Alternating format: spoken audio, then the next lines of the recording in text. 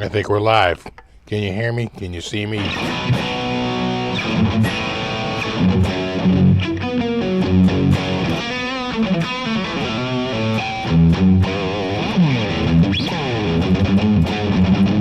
G? I usually play it in actually F sharp.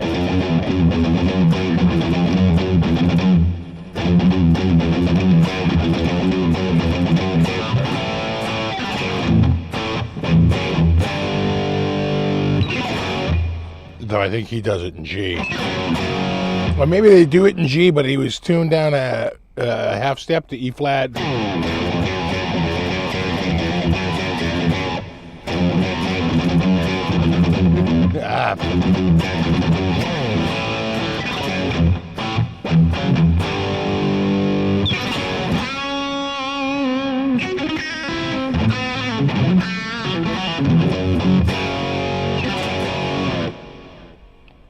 What's up? How was your week? A super friggin' busy week here. We'll get into it. But we'll talk about the Dean bankruptcy and just how so many people are like, good to see them go. It's a reorg, bro. It's not a liquidation. Now, there is a chance it could become a liquidation, but not unless the judge orders it. As of right now, it's going to a reorg. So, business shall continue. That's the whole point of a reorg. But we'll talk about that in a little bit. How you doing? We had a crazy friggin' week here. Big last push to sort of get my father-in-law's house cleared out. It's just a ton of work. And, but we did it. We're so close now. So who do we got here? We got Matt, we got Trolls, Rockin' Rob, Bernie, Deanna, how's it going? And we got Carrie and David. What's up? John, and I think I said Rockin' Rob, but we'll say it again because he's in the list again. We got James, we got Rick, Chris, John. Got Speaker. What's up, dude?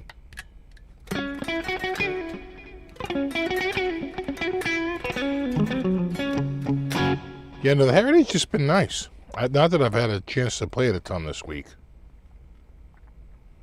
Because it's been super freaking... This is the busiest I've been in a while. Even my wife said... She's like, I can't remember the last time we were this busy. I said, I know, it's been crazy. But, you gotta do what's gotta get done.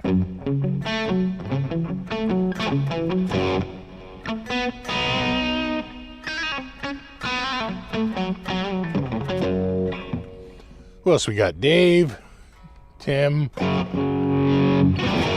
Michael.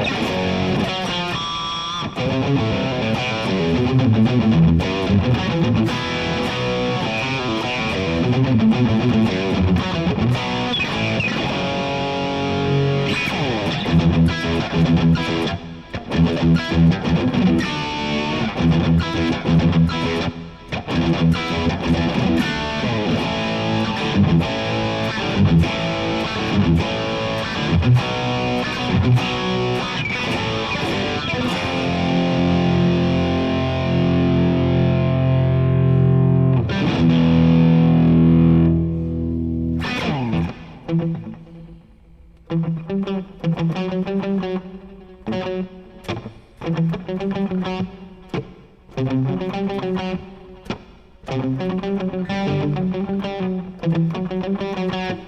like that. I'd have to think about it a little bit. Who else we got here?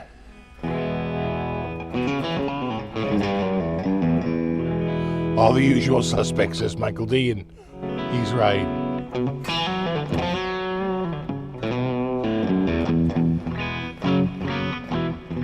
What's up, Proto? What's up, Daryl? What's up, Bohan?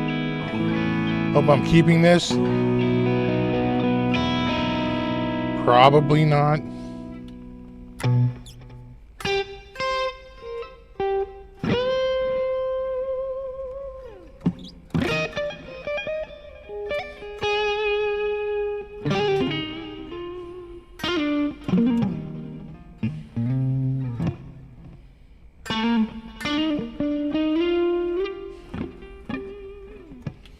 Yeah, no, we were hot and muggy. So we started out pretty good. The week started out, kind of warm, but not muggy. It was actually kind of nice. But as the days went on, it got just a little bit more muggy. Just a little bit. Not too bad. I'm not even sweating. And then a little bit more. And then by yesterday, it was like a goddamn punch in the face. It was so, we're talking southern Florida weather here. It was pretty bad. 2 points in the mid to upper 70s. That's pretty friggin' humid. You know, that's Nashville all day. That's, swampy. Total frickin' swamp. But it all kind of blew out last night. And today is like hot, and tomorrow's going to be hot, but the humidity dropped by like 20 points. It's in the mid-50s. And they say it's going to drop like maybe another 5 points and cool off for tomorrow. So we're going to get there. I still have to shoot Monday's video. I haven't shot Monday's video yet.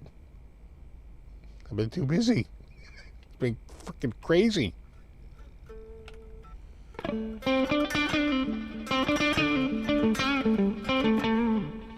I'll have to see the smithereens, Christopher. Understood.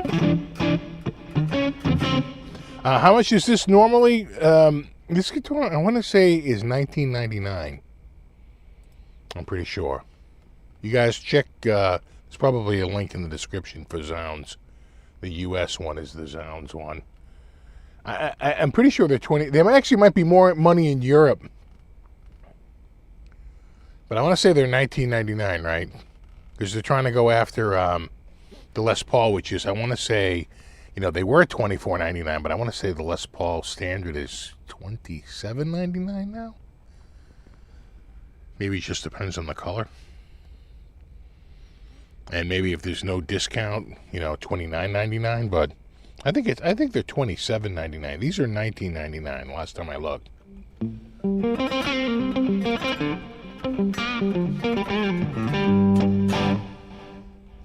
It's miserable out. I know. Oh my God. It really was. Although I will say, and because I obsess about this crap, my new furnace, remember I got the furnace over the winter. My furnace freaking blew. We got a new furnace. Well, the furnace is what actually blows the freaking air. That's got the blower in it, right? The fan blower. So, I will say, it's been better. Either the air conditioning is better. I just think it's a stronger fan. Or the new one is a multi-speed. It's got 25 speed levels. The other one was like a variable speed with unlimited speed levels, but you could never get up to like max speed.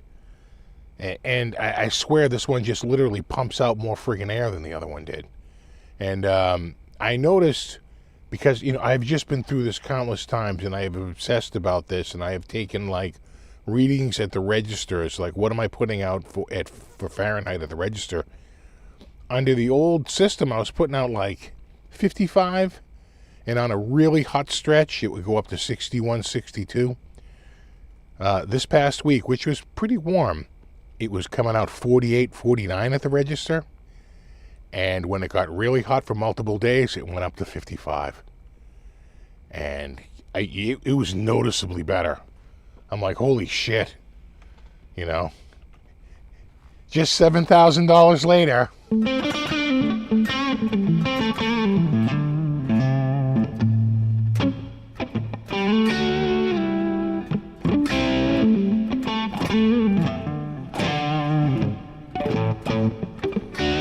What's up, Michael?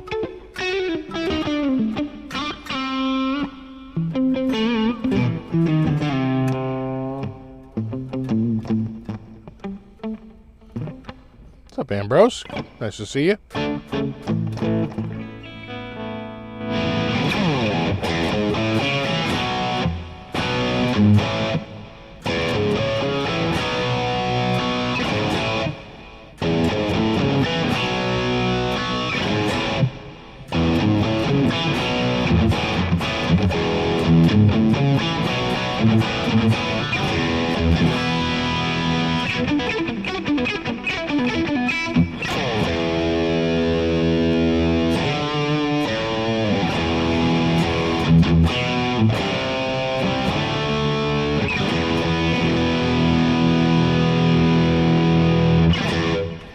So, as many of you know, Rush was, I think it just started this week. All right, I certainly didn't know about it last week, but the first song of the first night with the new drummer was Xanadu. No one saw it coming. Everyone thought it was going to be a song from like the first album or whatever, but it turned out to be Xanadu. And then the band put out, I think the whole, I don't think it was a clip. I think it was the whole tune from the show of Tom Sawyer, so that you could see, was it Nikita? Whatever, what's her name? I don't even know. Anyway, she's been friggin' amazing. In fact, a lot of people pointing out, I think Alex and Getty might have lost a step. The best player in the frickin' band right now seems to be her. Yeah, Anika. Yeah. And Anika, yeah, thank you. She was incredible. She just nailed it, you know. She just had the whole thing down. So I think she's turned out to be the least problematic of the group. But they'll get, you know what, you got to shake the rust off. You know, it's been a while since they've toured. You know, rehearsals only go so far. You really got to get a bunch of nights under your belt before you sort of feel like you're really warmed up and ready to go. You know, it's right down the street, not right down the street, but about 15 minutes away is the friggin' World Cup. So it's a little trafficy. And they won't call it Gillette because Gillette didn't pay for sponsorship. So they covered up all the friggin' Gillette signs, even though that is the official name of the stadium. And they're calling it Boston Stadium. A generic name. Is the World Cup people don't want to give up right, any sort of advertising unless paid for. So yeah, I thought the Rush footage I saw, I thought was pretty good. I don't think I'd pay the tickets. I think it's a little pricey, and you know, I'm on a low budget. What did you say? Low budget. I thought you said that. kind of on a low budget for at least the short term.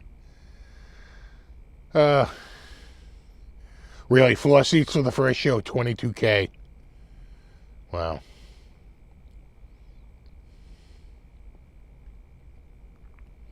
What's your honest opinion comparing this to your HLP Guitarist?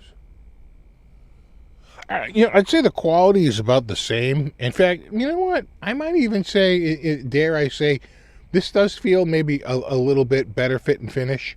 You know, one thing that's annoyed me about the Gibsons, and I've found it on a shocking number of Gibsons is that when they scrape the binding, it does leave a little bit of a ridge. That doesn't, you know, I know it's tradition or whatever, and my Les Pauls have it, you know. I'm not sure I'm crazy about that. You know, it's nice and smooth. I just think, I don't know. I would say fit and finish. You know, it's right up there. Now, the neck on this is closer to, I think, the 50s style Gibson than the 60s, or it's like in between the 50s and the 60s. It's a larger neck than certainly my Les Paul Classic, which has the 60s profile neck on it. And the Les Paul Custom is just a little bit thicker than the Les Paul Classic. That's, you know, it's just a hair thicker, you know. In fact, quite frankly, this is probably closer to the SG, right, which is, I think, what they call round. And then I think maybe up from there is the 50s, which is their thickest neck, right? So you got round, 50s in terms of thickness, most thick to least thick, like 50s, round, like whatever it came out of someone's hand on a Les Paul cut. You know, the Les Paul Custom's kind of a weird one. And then the Classic, which is the 60s, and that's by far the thinnest profile.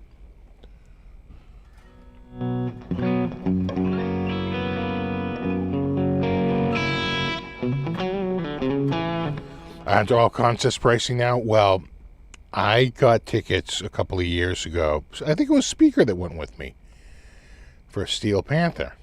And it was like literally right around the time I got it, they were having like congressional hearings into like how Live Nation and Ticketmaster had pretty much become a monopoly.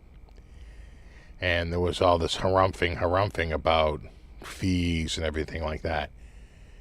So I went to go buy the tickets for Steel Panther, and Live Nation basically said, you know what? In the spirit of keeping ticket prices low, right? Because they're trying to generate some goodwill, or they're trying to build a body of evidence to show that they were giving tickets away at a much lower price than normal. They're like this. The tickets for the Steel Panther concert are $25 each, and I think it was like a $2 fee per ticket. I think the total I paid for that show, it was either $50 because the $25 included all the fees, or it was like $54, right? Like some little nominal extra thing, so that they could build a record to say we slash prices on tickets all the time. Look at these $25 Steel Panther tickets. And I think the last time, and then of course that passes, they're no longer in jeopardy. And then, you know, I look at Steel Panther and they're like $45 to $65 a ticket again. You know, literally the same venue.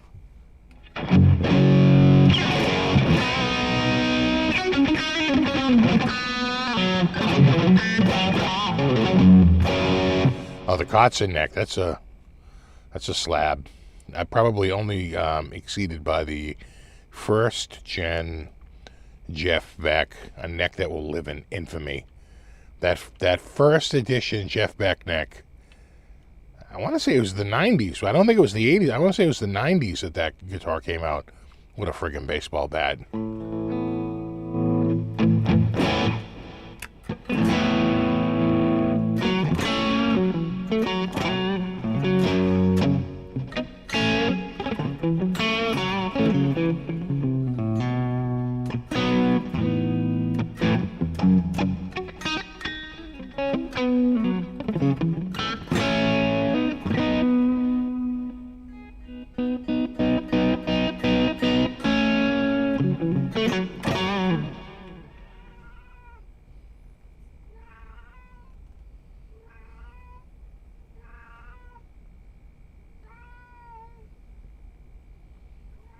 What's the matter?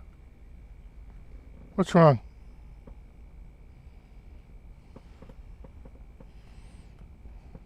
That's a cat alarm. Lonely cat. Oh, what a lonely cat.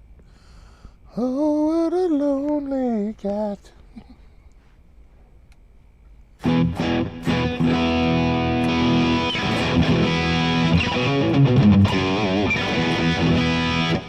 No, the top on this is pretty nice. Pretty good.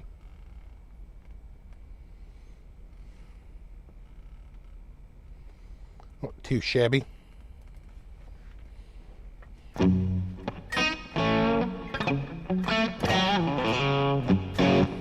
That was my cat friggin'.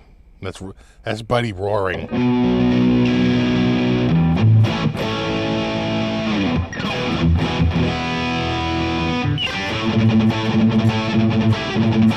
Yeah, meow at the moon.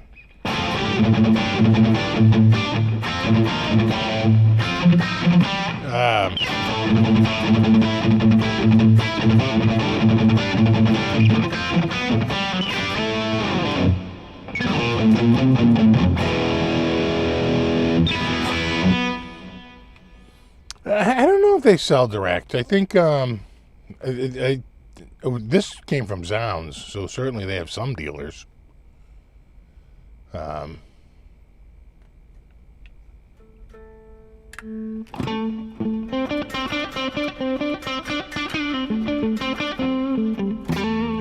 Yeah, it's kind of like an age burst, right? Like an old, like Les Paul, like a 59 where just the dye fades, right? And they all turn into caramel bursts because the dye, it wasn't a good, it was affected by light. Or maybe just time.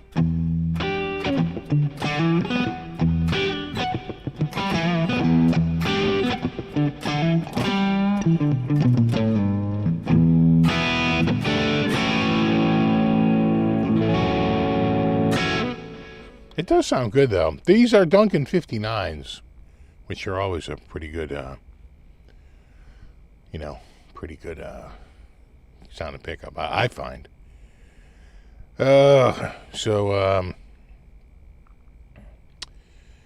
We should we'll bang out the Dean bankruptcy real quick. So, sort of broke this week. Dean's in bankruptcy. They're in bankruptcy. A lot of people going, good. Maybe Rita will buy them. No. They're going for a Chapter 11. Now, a Chapter 11 is what's known as a reorganization. Chapter 7 is a liquidation. So they're filing under Chapter 11, which basically means court will look at their debt. They'll look at how much they have for secured debt, which cannot be discharged. What do they have in unsecured debt that can be discharged? They can look at leases and things like that they might have to get out of, right? And they can move to smaller space, cheaper space, or things like that. And they can kind of get out of, like, performing under contracts. Quite frankly, they could name the trust and discharge any money owed to the trust if that ever came to. Right now, they don't owe anything, but if that ever came to bear, they could probably do that at the same time under the bankruptcy provision. But what they have to prove to the judge is that once the unsecured debt, this is all sort of like a big thought experiment. They take a look at the books. They say what percentage is secured, what percentage is unsecured. If we get rid of all the unsecured debt and we shed some expensive contracts, what does your balance sheet look like? Are you still going to make money? If it still looks like they can't make money, if it looks like that just fundamentally the business model is flawed, and again, it covers the gamut of just about any business out there, not just guitar making. The court might say, yeah, no, we're not. You have to convert to a Chapter 7 and and go liquid, right? And there's no exceptions in corporate law. So unlike when you file bankruptcy personally under Chapter 7, you can say, yeah, but I get to keep like a house, and I get to keep like one car, right? Right, unless the car is owed. You owe money on the car, then you might have to redeem it. There's all these different mechanisms they have. So you can actually emerge on the other side, get rid of unsecured debt like credit card debt, and then you could even do, what was that, the Chapter 13, where you agree to pay some money to some debtors and continue on. But, you don't lose your house, right? You get to keep like one vehicle, and you just sort of go through your steps. With a corporate one, there's no exemptions.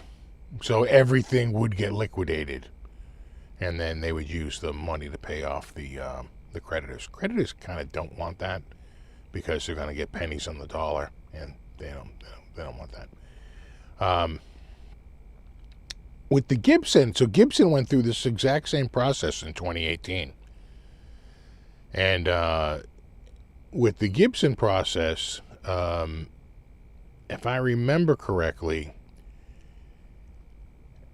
some of the secured creditors decided to lower what they were getting from like 100% to somewhere in the 90s. It was something like 92% or like 95%, right? It was some very high number. But that would open up a little bit of cash, right, to pay the unsecured creditors a little something, right, a little bit of money, and get them to go along with the process and sign off on the reorg. And that's exactly what happened in that case, if I remember correctly. That they got some of the big banks to basically say, we'll take like 97%, we'll leave like 3%, and then you can pay all these little piddling companies with that money, and they'll get, 8 cents on the dollar, but at least they're getting something, right? And that helps, like, just grease the wheels of the bankruptcy to get it to go through. You might see something in this case. It just depends on how much secured debt is there. But it's tough to know because, I haven't gone through the actual filing. I heard it's something like $1 million in assets and $50 million in debt. So that's quite a ratio. That's pretty crazy. But how much of that is unsecured debt? That's what we really don't know. And we won't know until maybe some more details come out about the filing. So we'll see what happens. They'll do a creditors meeting, and they'll they'll do a hearing before a bankruptcy trustee, right, who sort of like acts as the court to like get down and look more closely at the balance sheet and all that. And then they decide whether or not they think they can survive. If they think they can survive, they kind of have a right to get the Chapter 11 and move through. If the court doesn't believe so, they can rule, they can appeal, they can do all these things. But basically, they can rule that now you got to go Chapter 7 or just dismiss it outright. I don't think you qualify for a Chapter 11. So you have two choices. You can either convert to a Chapter 7 and liquidate, or I'm just dismissing this thing outright. It's up to you. So we will see what happens. But a lot of people were like, yeah, I'm glad to see they're closing. It's like, that's not a Chapter 11. Like, I wonder who's going to buy them. It's like, that's not a Chapter 11. Chapter 11 is them basically saying, yeah, get rid of all this unsecured debt that those people really fucked up because they're not going to see a dime or very, very little bit money, and we can continue. That's the posture they're taking right now. So we will see what happens. The other thing is, and I forget if this was already out last week or if this came out this week, but the trustee in that Dean lawsuit, like, put out a whole, basically, like, arguing. I mean, we might have talked about this last week. Basically arguing all the same points again. It's like, yeah, no, the court looked at that. They ruled against you. I don't know what and they kept citing that the contract terminated. And they're like, no, the court specifically ruled it didn't. That it expired. It wasn't a termination. It was an expiration. And as the court explained, there's a massive body of law that makes a distinction between termination and expiration. And they just cannot accept it, or at least Rita can't. Because the court, it doesn't rule in their favor. Right? There was what would you call that? A condition precedent, right? There has to be something that triggers, and it was never met. So someone had to terminate it. The termination never happened, and so that language never kicked in. But I did see some murmurs about that in the last, 10 days or so. They're very upset, I think, about the ruling. But if you're upset about it, the only course of action is really to appeal it. Make those arguments to the appellate court. Because the court's already ruled and it just didn't rule in your favor. Now, there's 2 outstanding, but that's only because there was a material issue left. And they have to sort out the facts in that. And then the court can rule from there. But it doesn't look good for them.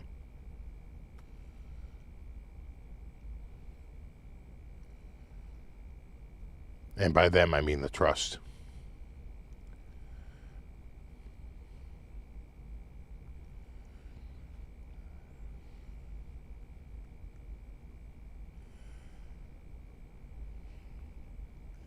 He just had a huge sweet overtime back since models recently. Yeah, I think what the court ruled was that the design pretty much stayed with Dean.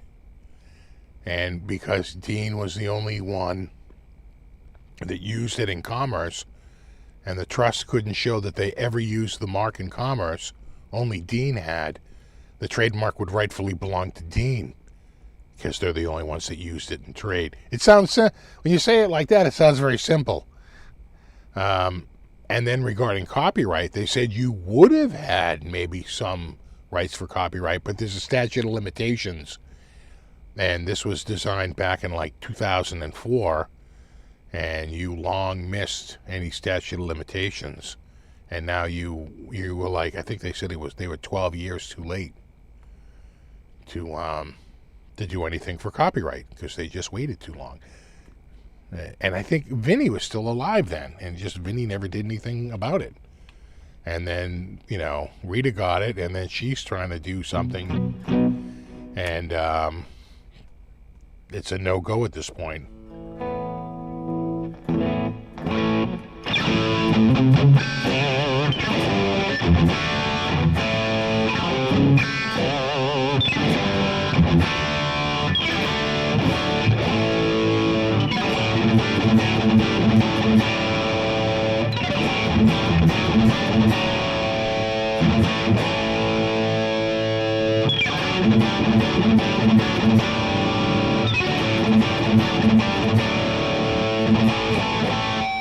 That to asset ratio doesn't look good for a successful Chapter 11. It depends on how much is secure. What percentage of what is owed is secure. If $2 million out of the $50 million is secure, and the rest is all unsecured debt, just, death by 1,000 paper cuts, so you just have a shit ton of, debt all across from multiple vendors and so forth, they probably will go through. I wonder, it'd be good to, I don't know, what is the ratio? What is the debt to, what's the surviving debt? They will look at the surviving debt of Dean. What survives after, let's say we give you the bankruptcy. Let's say we allow it. Do you go from 50 to 48 million, or do you go from 50 to 2 million, or 50 to 6 million? Right? And so then you have to say, well, how much, how many millions can they have of secured debt that's not going anywhere compared to what they have for assets and, more importantly, revenue? You don't have to have a ton of assets, but you have to have revenue.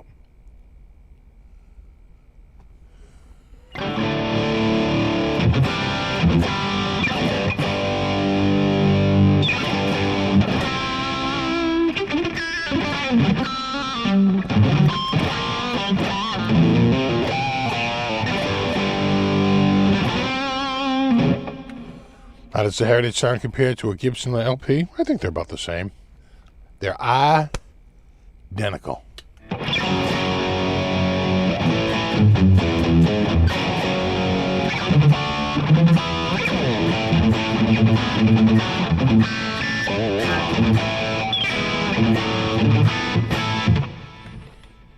It's funny because everyone associates Dean with Dimebag Darrell, but I don't. Dimebag kind of got famous after I was sort of out of the metal scene. I really associate him with the Cars. I mean, I can just see, Rick playing a Cadillac. He didn't have a black Dean Cadillac. And I think, what's his name? Elliot Easton had like a red ML. They had a bunch of Deans.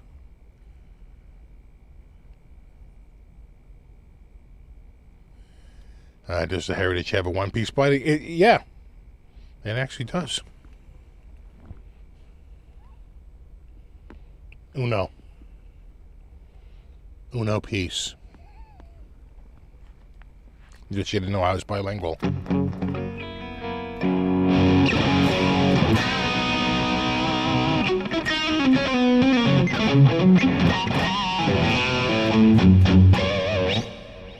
Yeah, these are the Duncan 59s, and ask Bobby about Duncan 59s. He swears by them. He puts Duncan 59s in like everything. He's a big fan.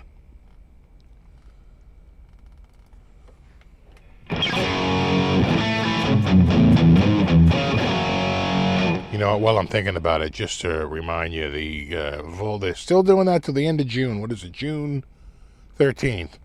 Okay, I think it goes to June 30th. They have the case upgrade going on the Vola Oz.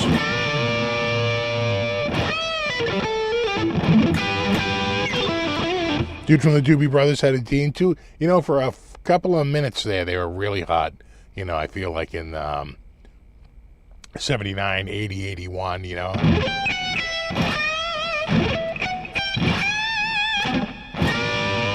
Dean, you think of Michelangelo Badio. Okay, yeah, sure, yeah, right. Now that you say that, yeah, I hear you, yeah. And who else did you say?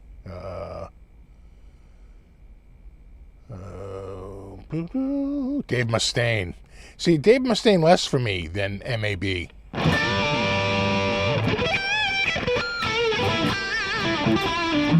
What neck profile the Heritage has? It's kind of their vintage. I'd say it's roughly like the 50s, but maybe a touch thinner.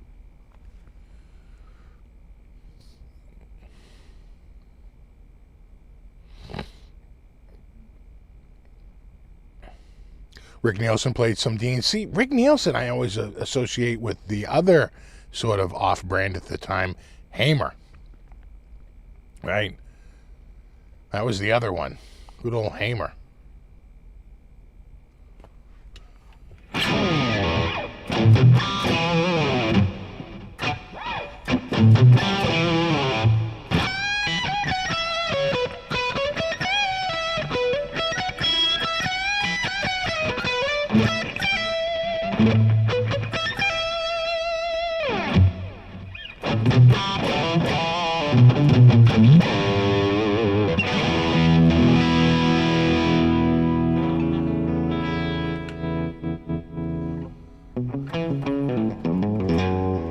What's up, Nelson?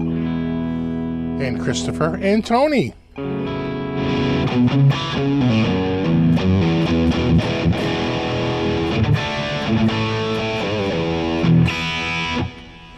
Yeah, because Dean wasn't the metal guitar. They became more metal. Kind of like BC Rich. BC Rich didn't start out as a metal guitar, but they progressively became more metal. You know, with the Warlock. Oh, yeah, ZZ Top used the Dean Baby. That's right. I remember that. Yeah, yeah. Yeah, whatever happened to Hamer? I feel like, like a lot of those brands, they just couldn't keep production going and they wound up just selling the name off, right? And then someone imports a whole line under that brand, right? Because BC Rich, didn't they start to do all these like import lines? And same with Hamer, right? Hamer started to, right? They were no longer made in the U.S., just like BC Rich kind of wasn't made in the U.S. any longer. It was all freaking like Charvel, right? Charvel gets sold, and then it's like all nothing but. Well, those are made in Japan, though. Those are pretty decent guitars. I don't know where the Hamers. I want to say Korea, but I could be wrong. Oh, right, Hamer. Think of Steve Stevens. Good call. He was a Hamer guy for years. Years. Hamer and Ovation are owned by the same company now. Yeah. God, Ovation. Friggin' loved Ovation. If you're of just the right age, Ovation was sort of like the guitar of your guitar heroes, right? Late 70s, early 80s. Everybody was playing friggin' Ovation. When I saw Rush, that's Alex Lifeson was playing an Ovation. Heart, they were all playing nothing but Ovations. I mean, Christ, everyone on TV from, who am I thinking of?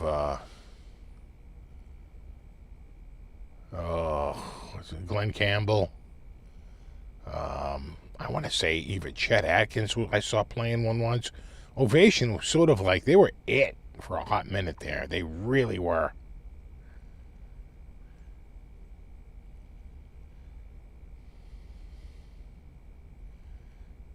SFB Navolo, yeah, I know.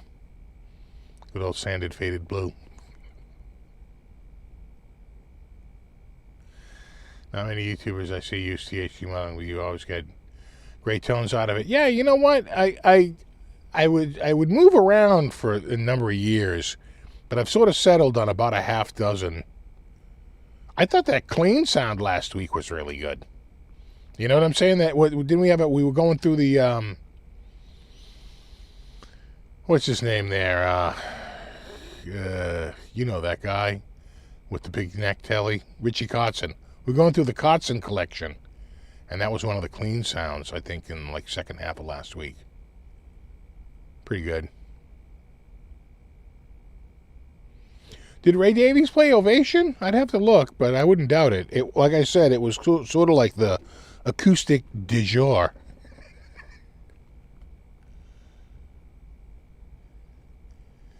Yeah, Ovation. Oh, well, I think Glenn Campbell was a straight up endorsee. He probably was getting maybe a little bit of money out of Ovation. Because I know what you're saying, right? He had the Glenn Campbell model, and he was doing electrics, and he was all in on Ovation. Yeah, no. Cayman was a helicopter blade company, and a dude like wound up stamping out a body, and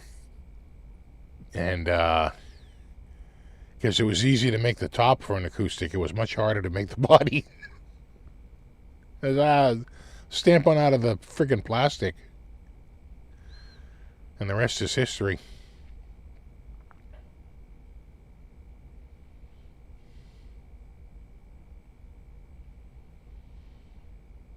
Ugh. Hey, hold on one sec. Hold on. I'll be right back. One sec.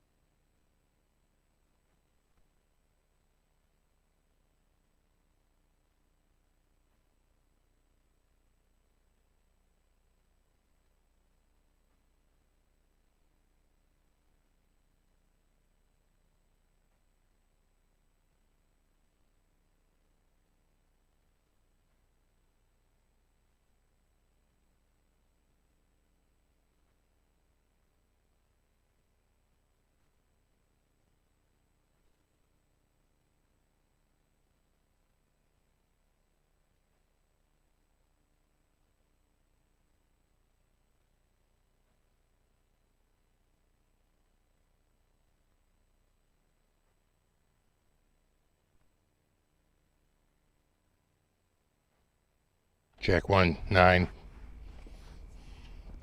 I had like something in my freaking eye. So I know I had eye drops over there. I just gave it a flush. Pretty good now.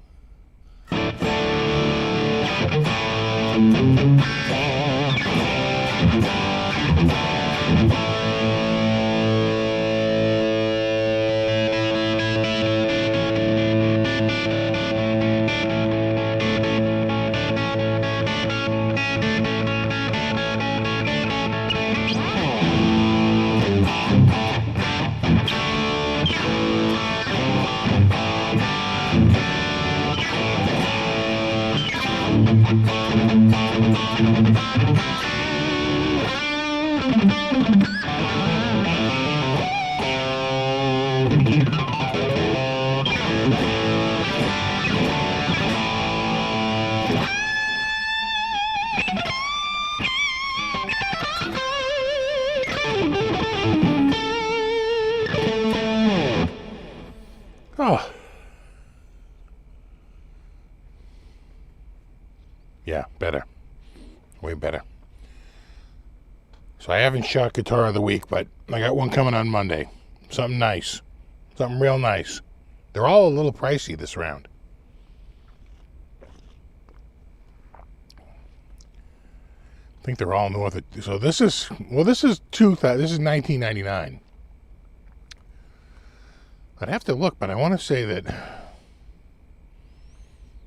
Monday's videos, maybe around the same money, maybe even a hair more. I'd have to look. We'll see. But man, what a friggin' week. You know, we're prepping my let me bring this up a little bit here. Oh, come on. There we go. We're prepping my father-in-law's house, you know, to get it ready for sale. And you know, it's like death by 1,000 paper cuts. It's like what doesn't have to be done. So the main thing is that, you know, we had to have everything out by I want to say was it Tuesday? I think it was Tuesday. So that they could come and they could do the floor plan, take photos, you know, start to like really check out the house through the broker and everything. And man, I think it was Monday, or maybe it was Sunday. Yeah, we went up Sunday, and I took the. You want to talk about the MVP? I took the trailer on the highway, and I said it can make it. We got this. So I took the trailer up. It's quite a ways on the highway. You know, you're like minimum 30 minutes. Really more like 40, 45 minutes. So go up there and like loaded the thing up, and oh my God, the trailer was so friggin' awesome. And now I was gonna take the back roads home. My wife was like, I think we can make it. See if you can go, and if there's a problem, we can always take the back roads. And we flew right down the highway back. No problem at all. And what's up, Vintage Sounds? And it was amazing. The friggin'. So that was Sunday. When it worked out so well when we got back, my wife was like, we should really go back up like right now. Just empty everything off the trailer here in the driveway and go back up and get the snowblower. He has a brand new friggin' snowblower. She goes, we should go get that snowblower. I said, there's no way we're lifting that. And you know, even the short height of the friggin' trailer, I said, it's just too heavy. I said, we'll have to get some ramps. I think, you know, I might have taken a picture of it. So I went to Harbor Freight and I picked up a couple of ramps. Yeah.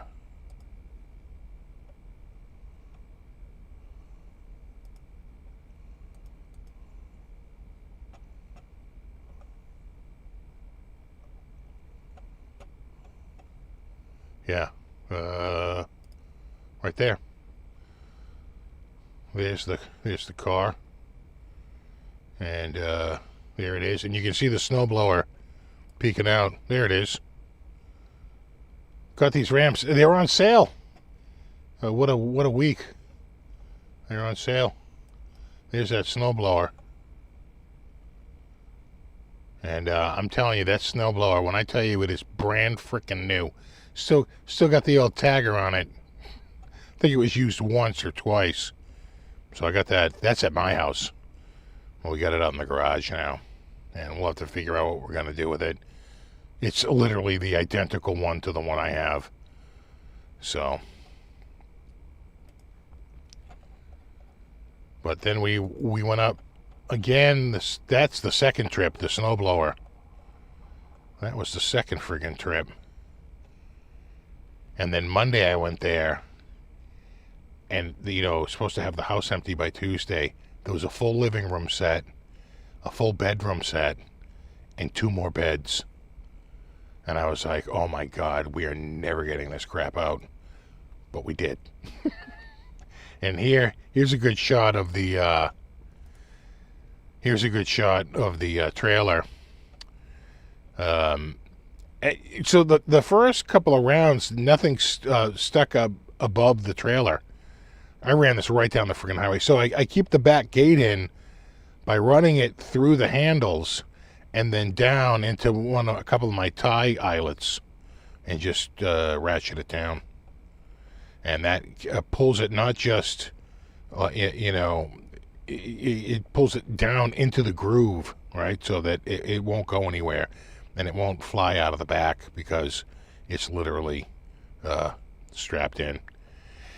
And then I luckily I brought an extra strap and I said, I'm not crazy about these mattresses up here. It's like a mattress and an old box spring. I said, we got to, so I wound up tying it down again to a couple of, I got the eyelets everywhere. Get on an eyelet and strap it down. And this was, I want to say, Monday. That might have been like trip number 3. No, that was Tuesday. Frickin' Tuesday. And like right before they friggin' showed up to do the friggin' the photos.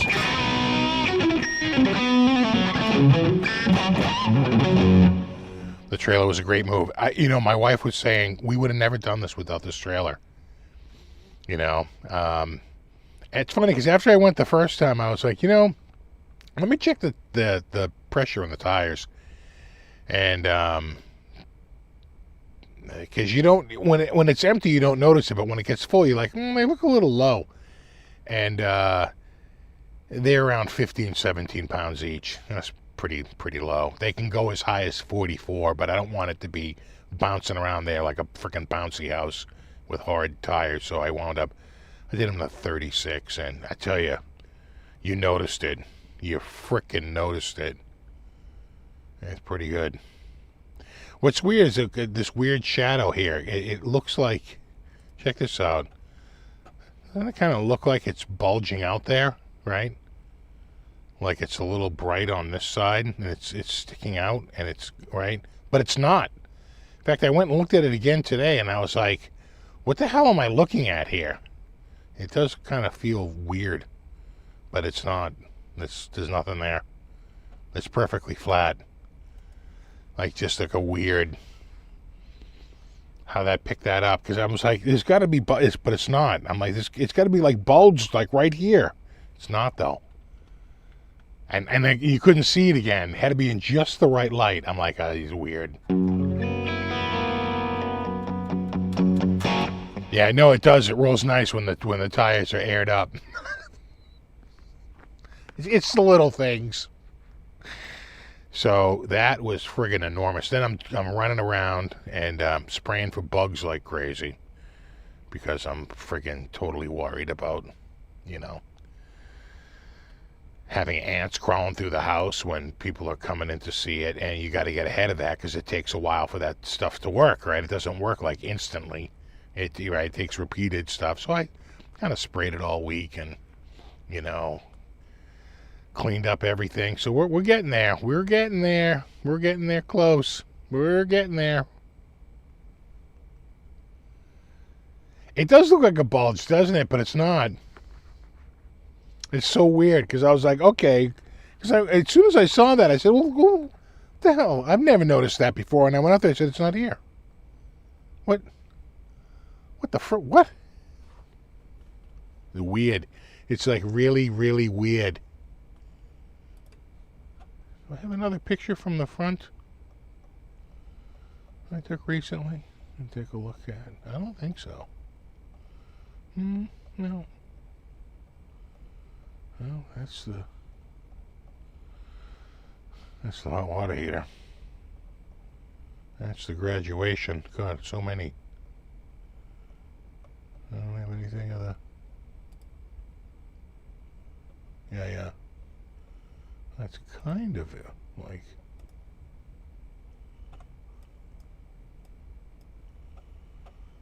Right. When you look there, nothing. It's perfectly flat. And I've got countless photos like that.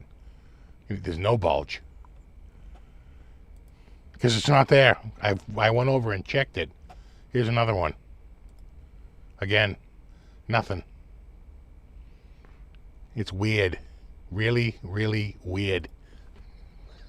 That's what I'm thinking too, Scott. Maybe it's a shadow from a pole or something? That's a working hypothesis, because there is like a basketball net nearby.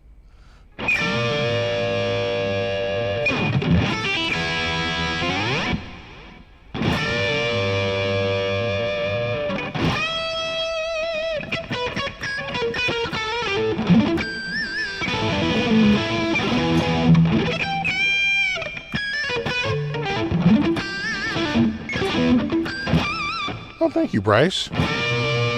Yeah, that 89 gem. That one is, I think that was Bobby's, right? Was it the yellow one, right, that he had?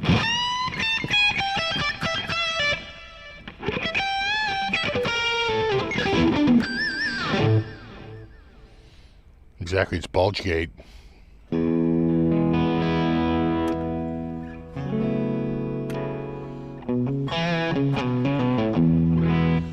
I see Guitar Max is getting a signature axe from Holly Benton. I think he's had the signature axe with them for a couple of years now, no? Guitar Max? I thought he already had one. No? Well, was it an S-type, and now they're moving away from S-types.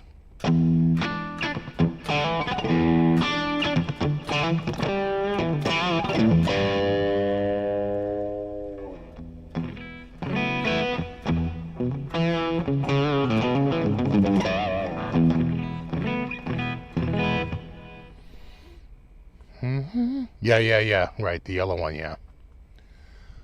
What's up, Elijah? Eli Jr. Time for me to get one, too, I know. Where the hell is my signature model?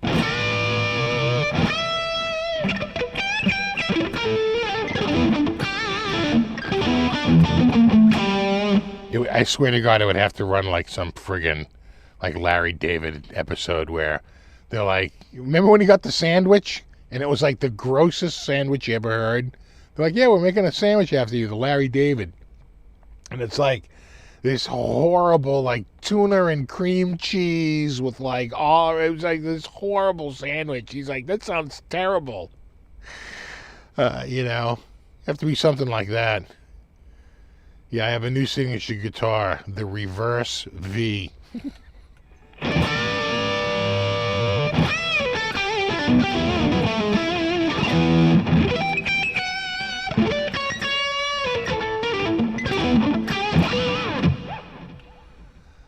You said this was a new one? I don't know. I'd have to see it. Maybe.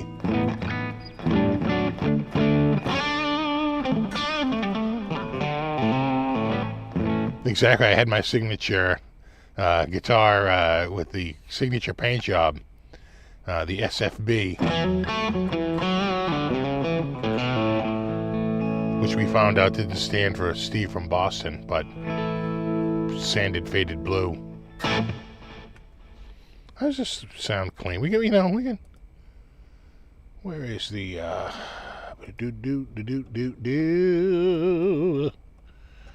Where was it? It was under the Kotzen collection. Ugh, indeed. Was it this?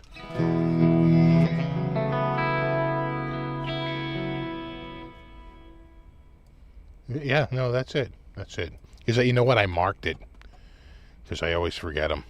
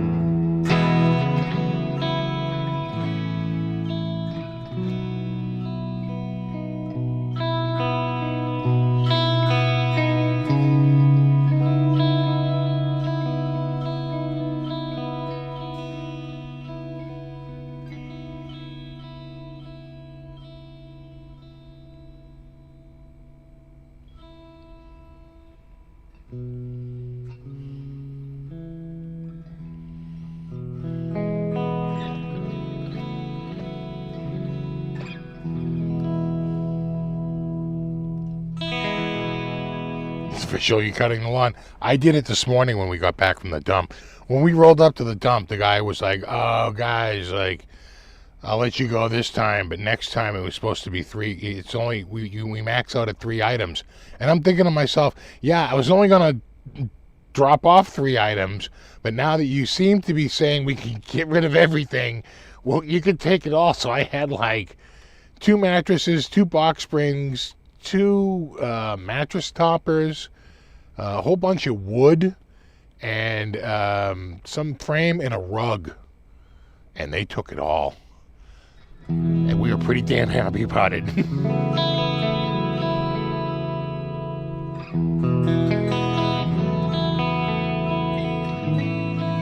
How does it stack up to the my ebony Les Paul, the classic? It's got a thicker neck without a doubt. I might like these pickups a little bit better though.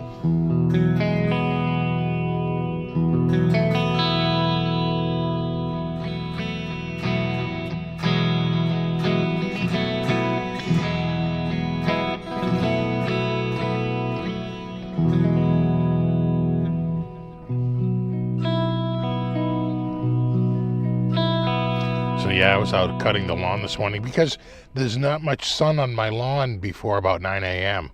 So we went up to the dump at like 8:20 a.m. because they open at 8 and you want to get up there early. So I got back at like 8:30, 8:35, and I said, time to mow the lawn. My wife was like, "Are you really mowing the lawn right now?" I was like, I am. Because it's cool and it's, I'm in the shade.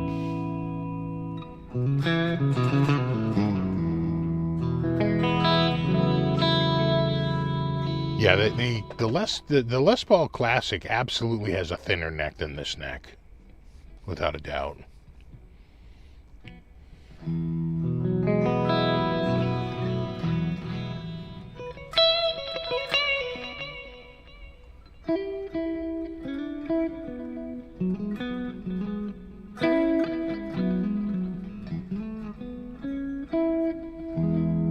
You have some very large dumpsters at work.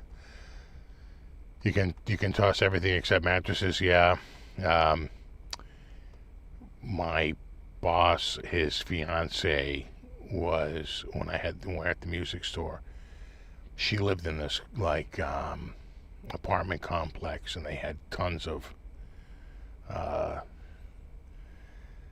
dumpsters. And so he would go and dump. He would make a run with the boxes from the store because they didn't want to pay for a dumpster. There was no commercial, was no trash pickup. You know, if you wanted trash pickup, you had to pay for it, right? It was only residential trash pickup, not commercial. And so he would take it, and they sent a letter to his fiance basically saying, like, you know, we traced the number of boxes to your fiance's friggin' business and store. I'm sure you can imagine, because he left the name of the store on there, and they did a little bit of sleuthing work and figured it out. And they're like, if we catch you doing it again, we're going to charge you for the call. Oh, it got ugly. And from then on, we had to cut the labels off of every box. It's hell or high water. He wasn't paying for a freaking dumpster. He's like, nope. Now we're cutting the labels off, and we'll get rid of the labels in a different trash bin.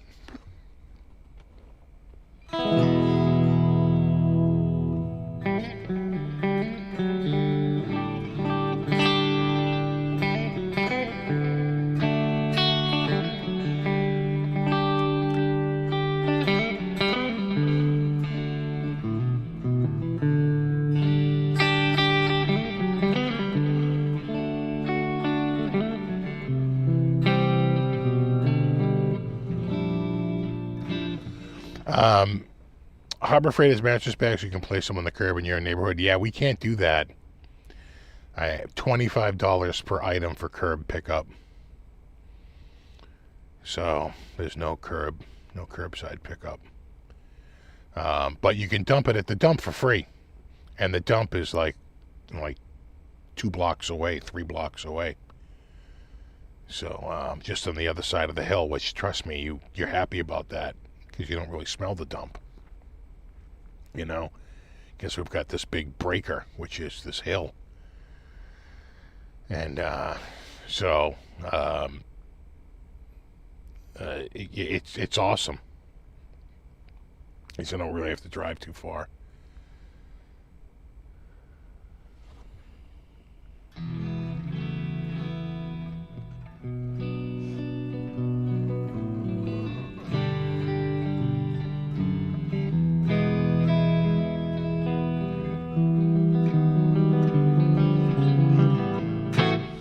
Dumps accept broken hot water heaters. Mine does. I dumped that last week to open up the trailer so I could get all the crap out of my father-in-law's place this week. You know, it's like I had to do that. I had a hot water heater in the back of that trailer last Saturday, and we drove it right up there and dumped it. And today we dumped, oh my God, it was like 3 or 4 mattresses, a couple of toppers, like 2 mattresses and 2 box springs, and this giant like foam pad that I didn't think they were going to take. They took it. I couldn't believe it. I was like, sure. A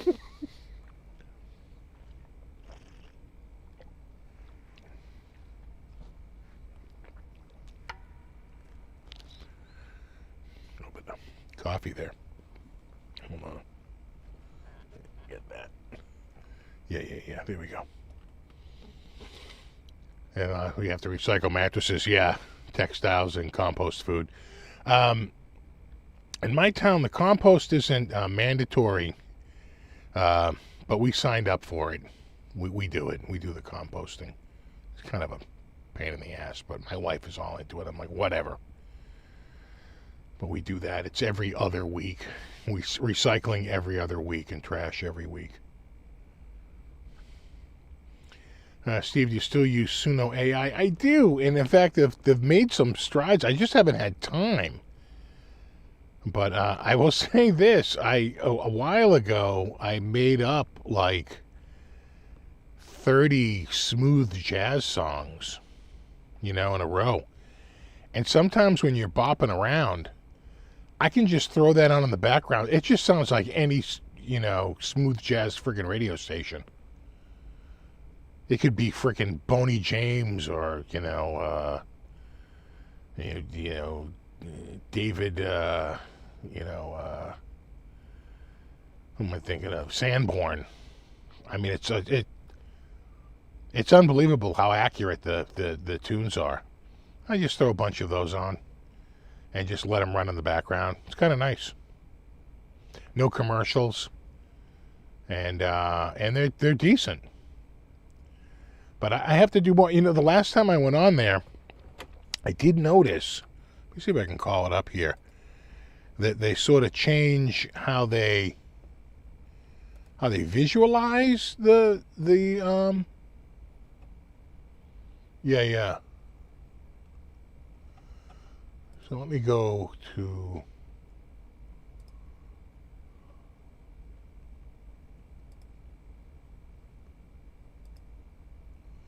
yeah. So like if you look at it here, you can see that, right? They show you the intro, the chorus, the verse. They're starting to break the tunes, and instead of like this, it's having a hard time grasping. So it's got one section here, but the software hasn't quite thought it through. This one it's got a much better handle on, right? With verse, bridge, verse, chorus, right?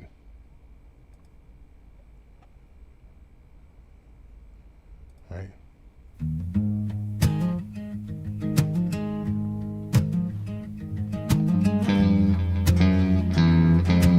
F.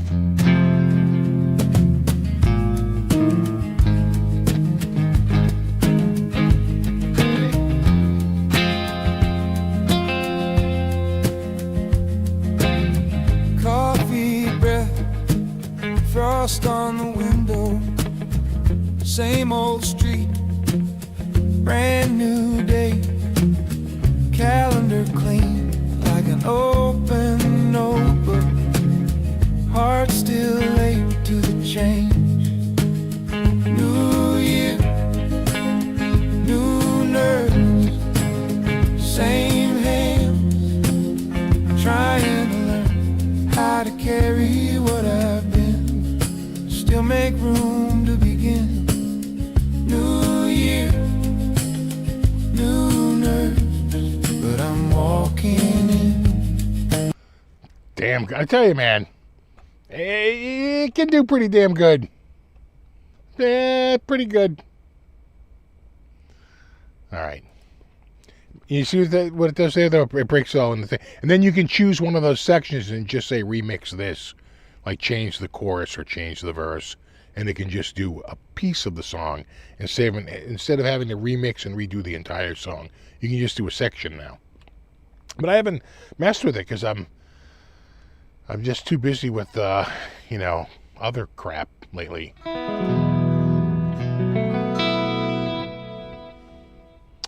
Let me, can I play the, let me just play a little bit of the, I think I set it up as a playlist because I turned off automatic playing because it was annoying me. So I had to create a playlist to get it to play automatically. The Lord giveth, the Lord taketh away.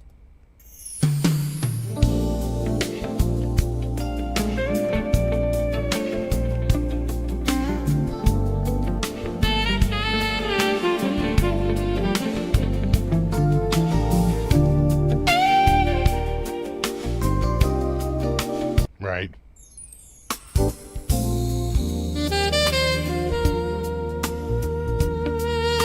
Up next, Boney James.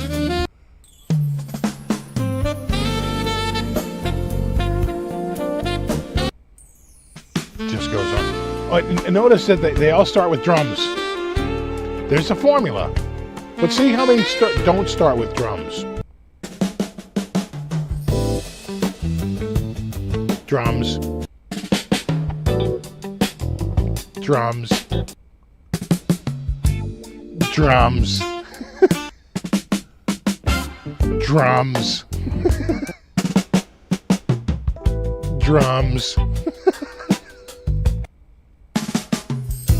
Drums. Drums.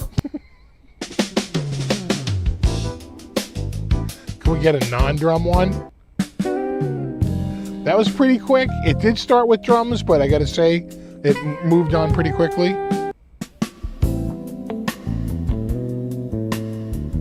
Hear that? Boom, boom, boom, boom. That's an Ableton Live riff. If you've ever played around in Ableton Live. They all start with drums, though.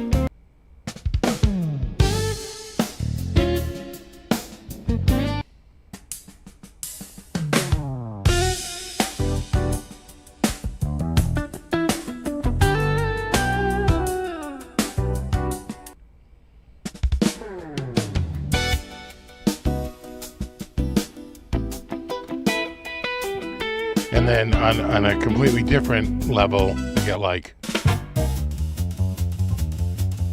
This is supposed to be an odd meter, but it's not.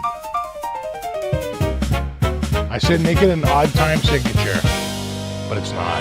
It's 4/4. 3, 4, 1, 2, and 3, and 4, and 1, and 2, and 3, and 4, and 1, and 2, and 3, and 4.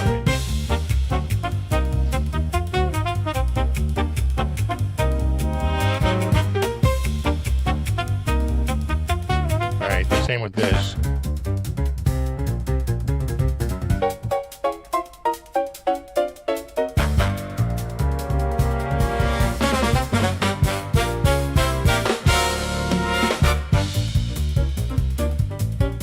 Almost the identical song.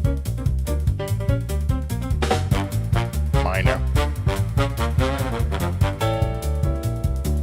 Then I had one. I was gonna do something with like the NAMM show, like the NAMMY Awards, but it ran out of time.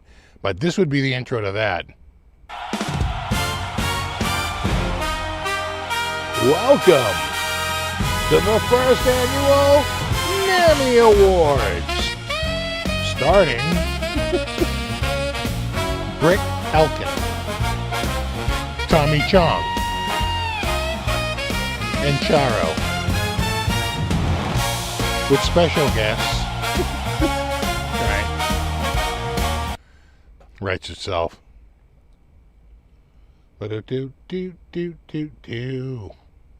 Anyway, so I haven't really been doing a lot in Suno. Just sort of messing, you know. The last thing I did was was that, and how long ago was that? They usually tell you like how much time is. 1 month. It's been a month since I did this. 4 weeks. And that's the last thing I did.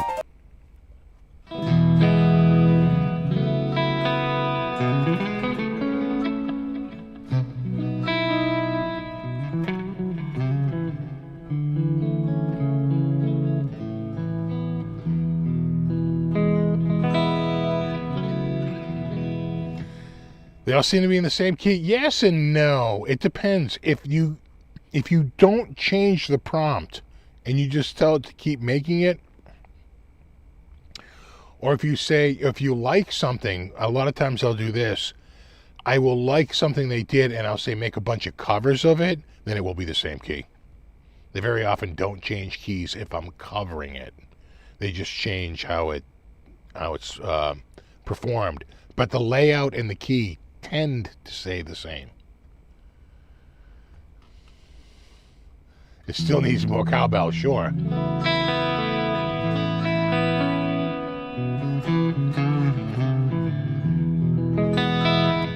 So while we're sitting here doing nothing, let's go workspace. Song description. Classic rock song called Need More Cowbell. Hold on.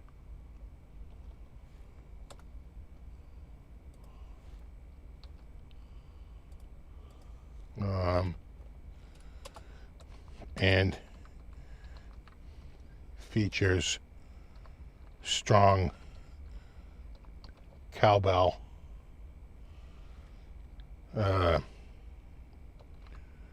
presence. Would they?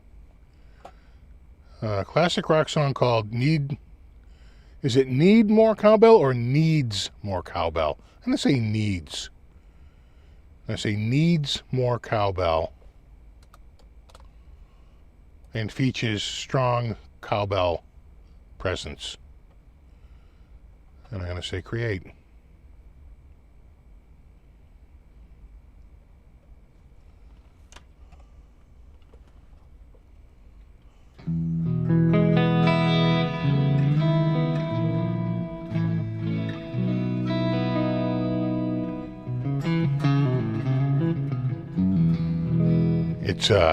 It's chugging.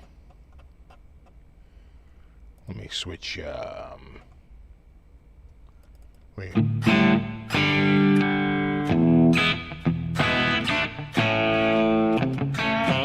Again, this is Richie Kotzen.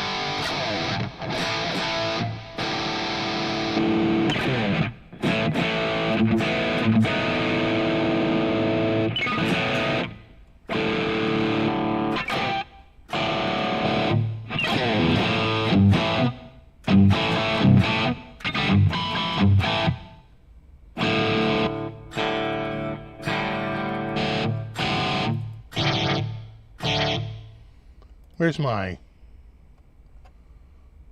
regular Steve from Boston? Right there.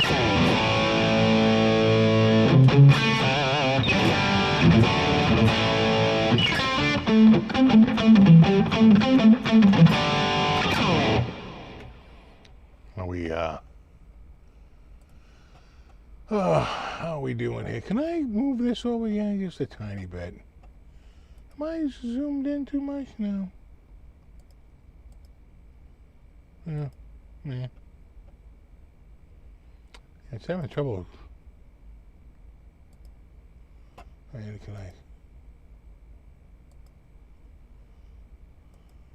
Yeah. Yeah, it doesn't want to select it yet because it doesn't have the... Right. So if I select this... No? I have to go to... I do have to go to 90%. That's probably why I was there. All right, here's the first cowbell song.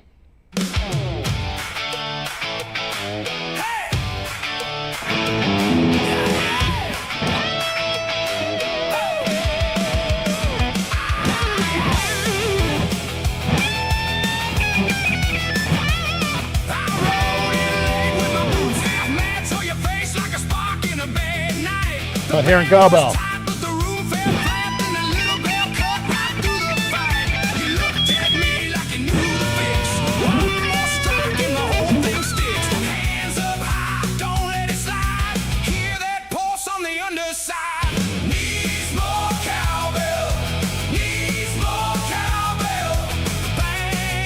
It'd be great if they could play some freaking cowbell.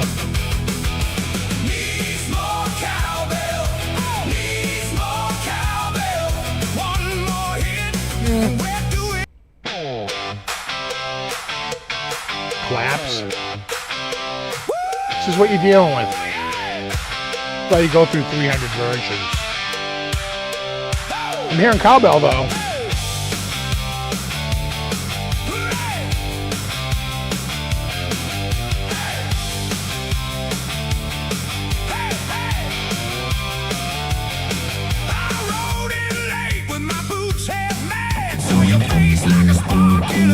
G.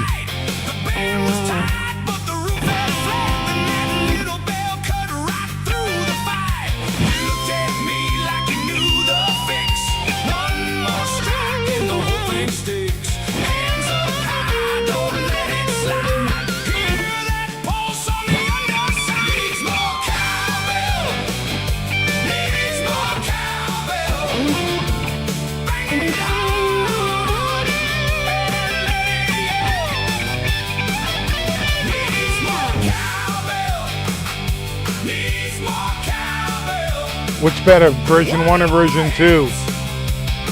And we're doing well. I think they're both pretty weak. I think they're both pretty weak. Needs more cowbell. Now the floorboards shake when I count to 4. Every You know what I'm saying?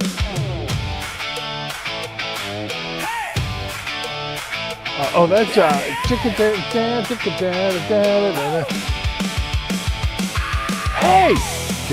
hey, right? I rode in late with my boots half mad, so your face like a spark in a bad night. The band was tight, but the room fell flat. And the Sounds like a bunch of songs. You looked at me like you knew the fix. So that's 1. More strike. That's 2. Footloose, right? Yeah.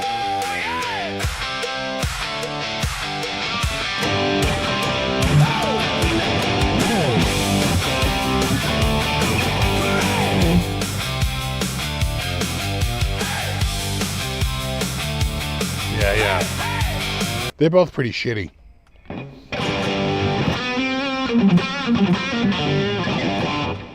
Yeah. 1, but 2 grows on you. Yeah. I know what you're saying. Songs grow on you.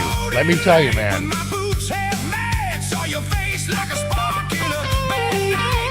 The band was tight, but the room fell flat. And that little band cut right through the fight. You looked at me like you knew the fix. One more strike and the whole thing sticks.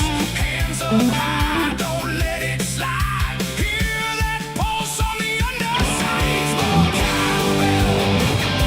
Needs more cowbell. Bang it hard and let it yell.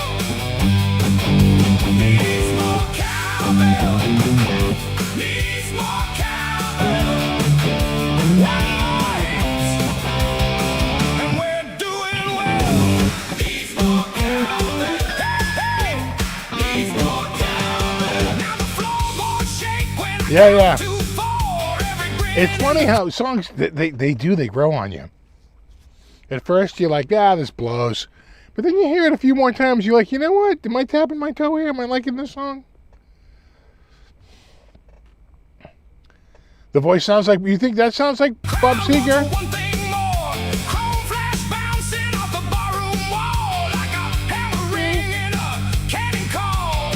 It sounds like generic country rock. This could be any cowboy hat on, New Year's Eve. Let it fly, keep that Some band I never heard of. needs more cowbell. Needs more cowbell. Bang Here's the guy, here's the first one. What I like about you, when I hold you tight.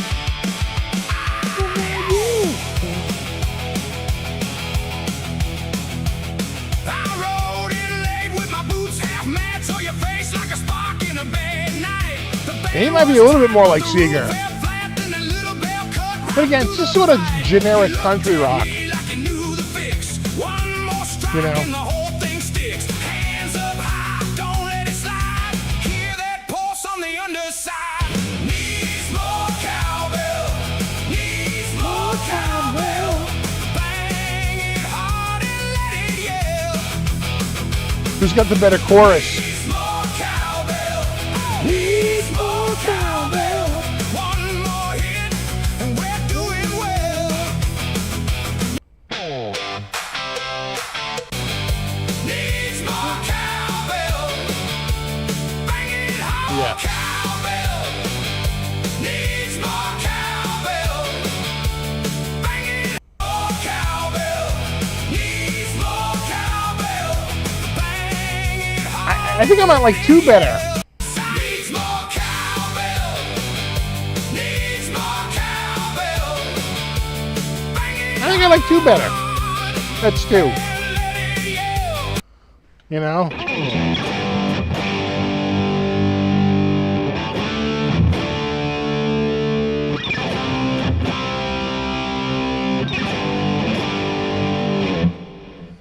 This has been pro country the last decade plus. Yeah.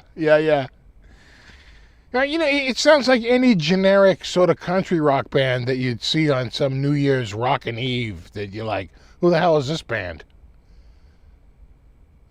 You know? We could do another one if you want, bud. Needs more cowbell. Needs more cowbell. It's way up there.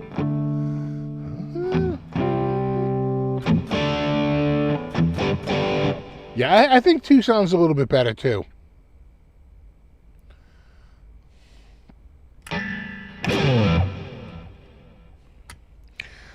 So, you see how Shammy Whammy has the number 2, right? They rate the people that comment, like, based on, I think, the number of comments. But earlier, when I was setting up, I saw that Pooh Ninja was number 2. And I said, indeed. Indeed.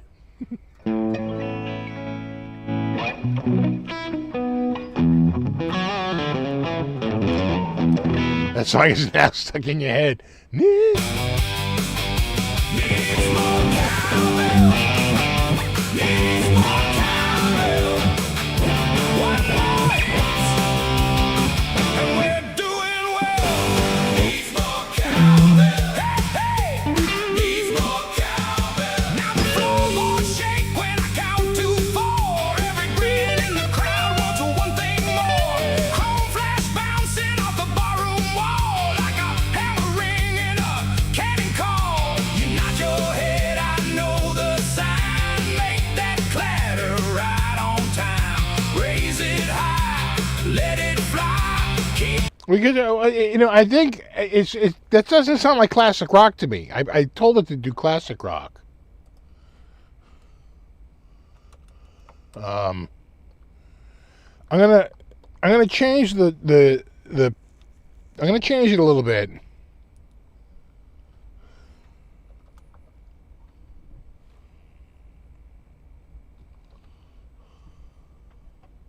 Hold on one second.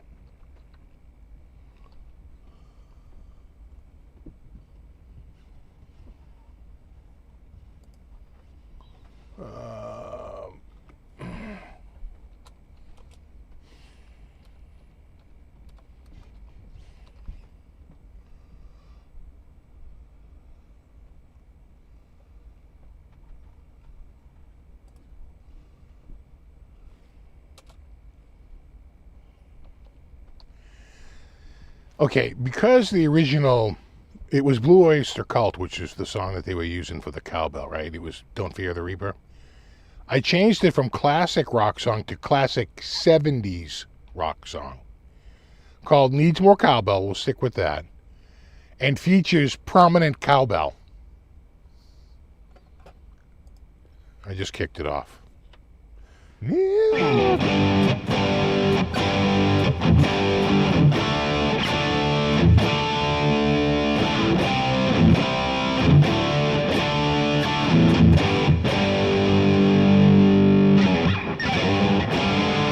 Yeah, with a harder guitar, that would be Nickelback-ish. I agree with you. No, no, yeah.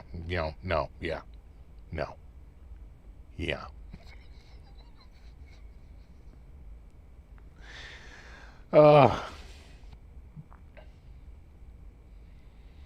I was just thinking like about my freaking father-in-law. So I think I vacuumed those rugs like 6 times. It was filling the freaking canister over and over and over again.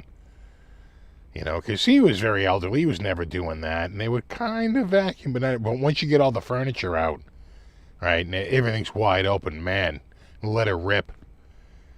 So, God, it was crazy. Yeah, a little Mississippi Queen, like...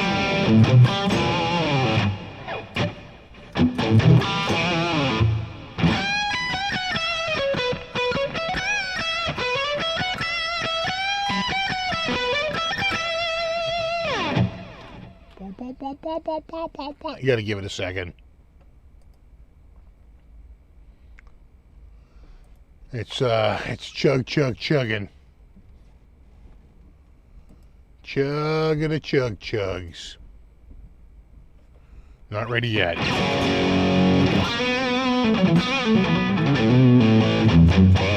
You might say features prominent cowbell. The instrument, maybe. All right, so it doesn't, right, so it's not using cowbell as a word. The other thing, when you tell me to use words, I put it in quotes. So when I say, like, called needs more cowbell, I capitalize needs more cowbell and I put it in quotes. And that seems to, like, tip it off that that's the title of the song and it should be in the chorus. When you leave it lowercase, it's more instructional, right? And features prominent cowbell. But I know what you're saying. Like, do they know what I mean by that? Like the instrument cowbell or the word cowbell? But I think they get it. Because if I put it in quotes, then it will use it as a lyric.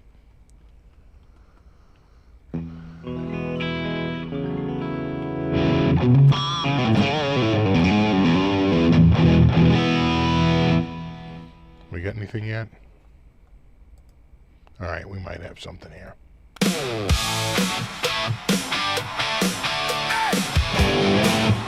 Hey.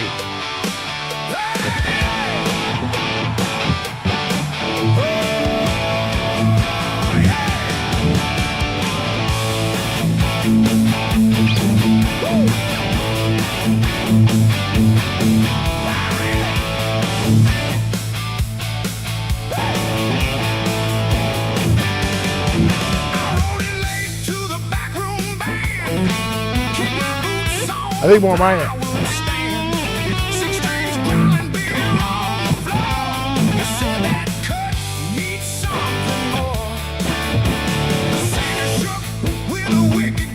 I'm not hearing cowbell. You hearing cowbell?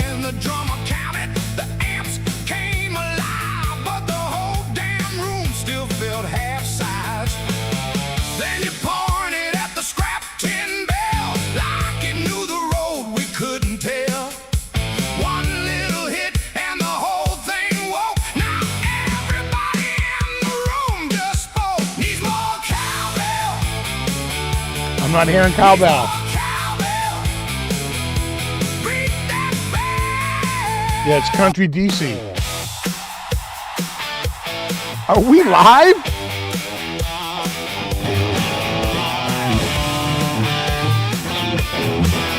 E.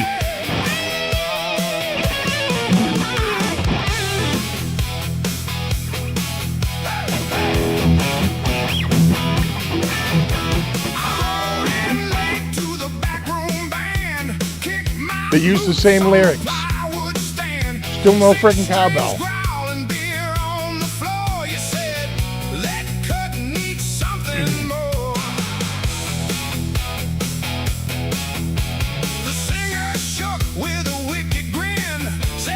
I did it again. I'm creating it again, but I changed it to say features prominent cowbell percussion. Let's see if that figures it out. I'm not hearing cowbell. What the hell am I paying for?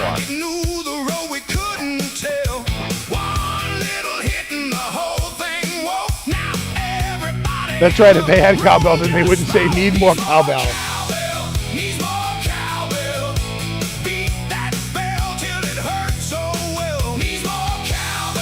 Man.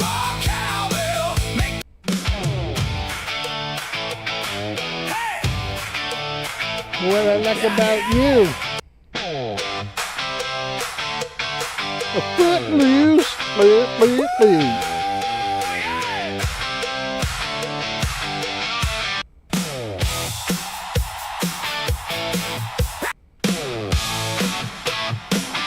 All right, we'll give it a minute. I'm rating like a C to C plus at best. We got no A material so far.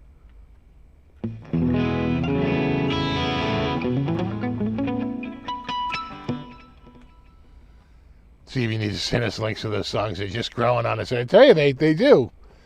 They do. It happens.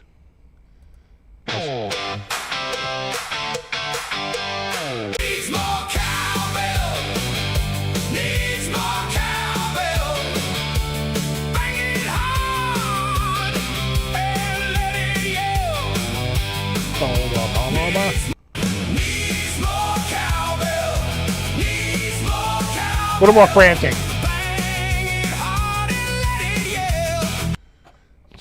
Cocaine Cowboy. Again, we're live.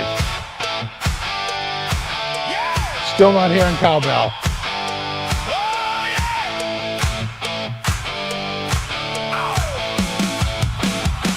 I was hearing cowbell.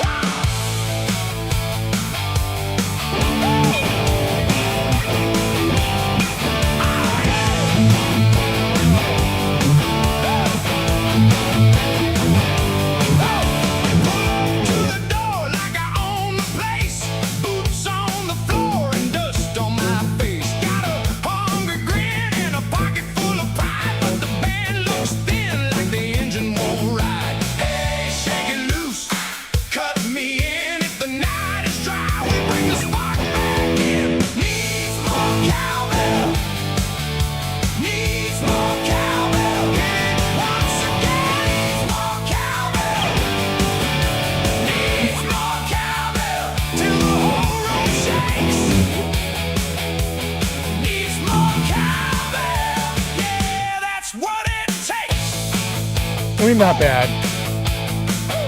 But at least I was hearing some cowbell. So the drummer stared at the empty air. I said, brother, listen, we need something there. Not a fancy lick, not a golden chord, just a hard little clank that can wake up the floor. Nah. Hey, shake it loose. Again, what's up with the live audience?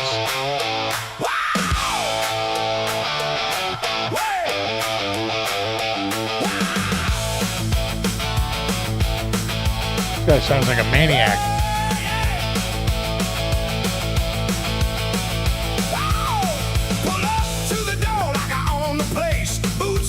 What's the artist? Artie.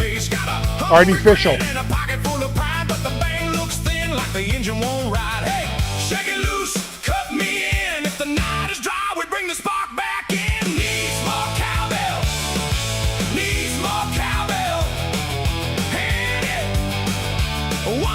Yeah, it's Kickstart My Cowbell. Yeah.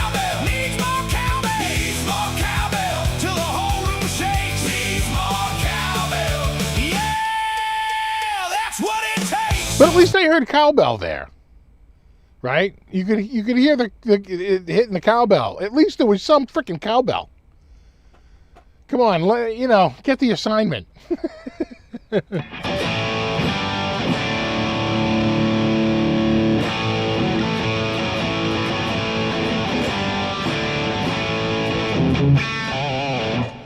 Yeah, I'd say of those, you're talking CC plus at best, and most of them were, I would say, down in the D range.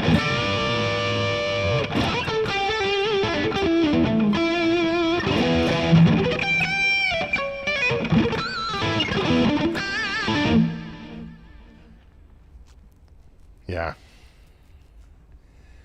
Gotta remember though, when you keep the same prompt, it tends to keep the same result. You'd have to keep changing the, I'm trying to think of like what a,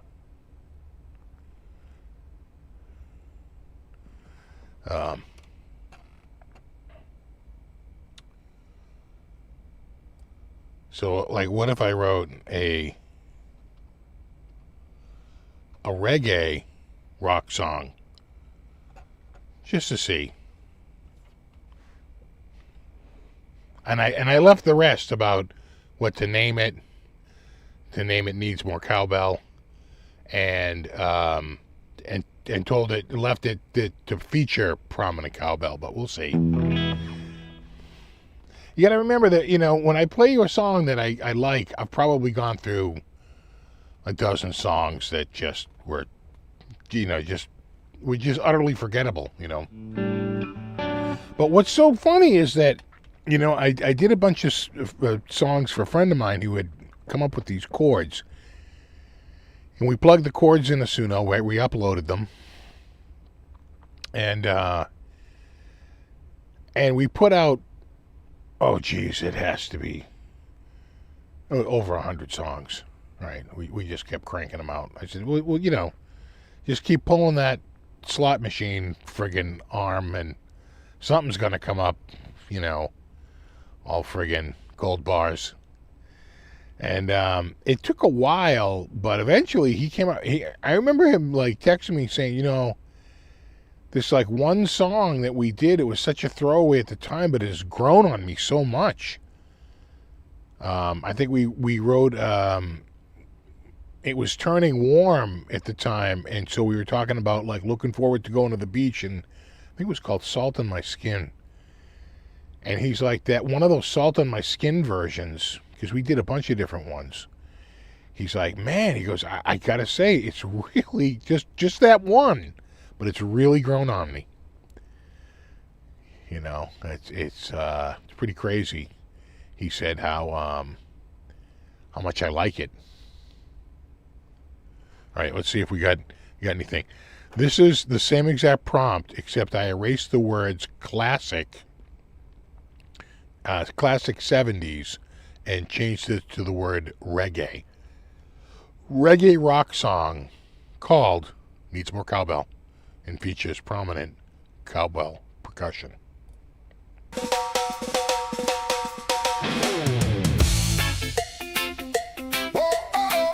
I hear the cowbell.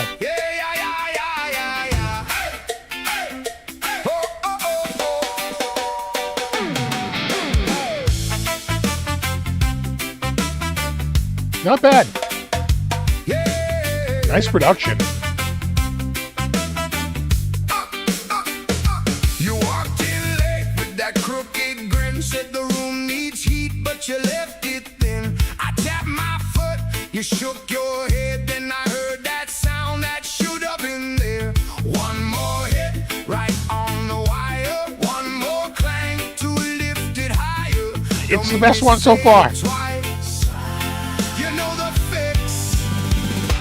Needs more cowbell, needs more cowbell. Fuck yeah. Hit that thing till the whole place swirls. Needs more cowbell, needs more cowbell. When that bell rings, we all know it will. I think it's better than anything that's come out so far.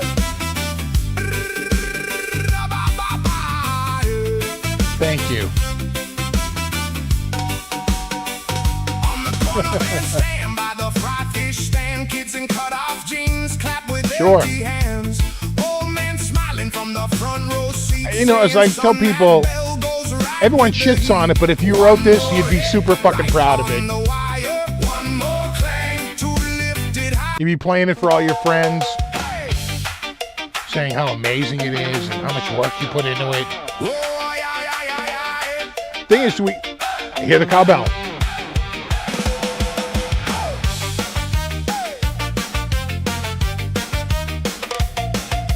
That's not cow. Is that cowbell though, or is that timpani?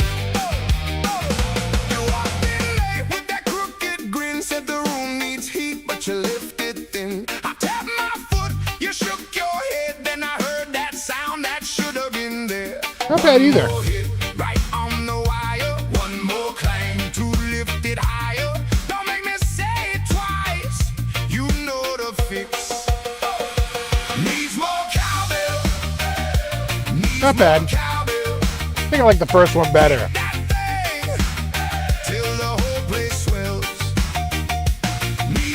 But at least there's cowbell.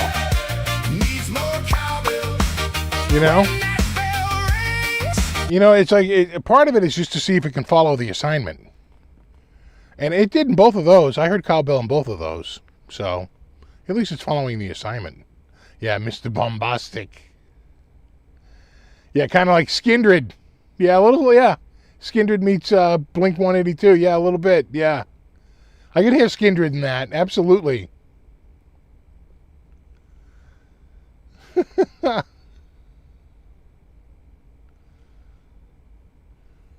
Absolutely. Yeah, a little bit like a Mighty Mighty Boss Tones. A tiny bit, yeah. I could hear it because of the gravelly voice. Reggae and cowbell, two great tastes that go together. Now, do bagpipes? Yeah, but what kind of bagpipe song? A bagpipe song about cowbells? Is that even legal?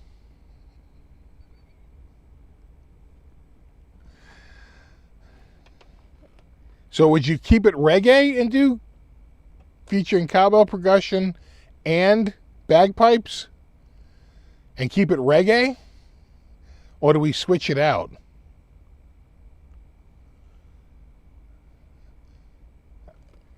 And I can say, and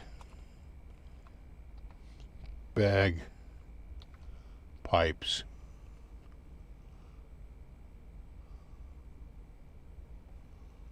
All right, it's whipping it up. Needs more bagpipe, exactly.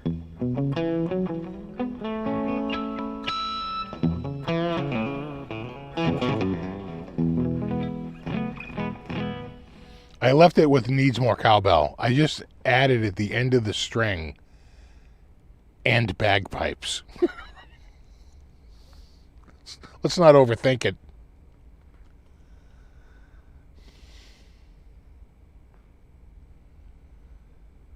You know, it's funny because, you know, people shit all over AI.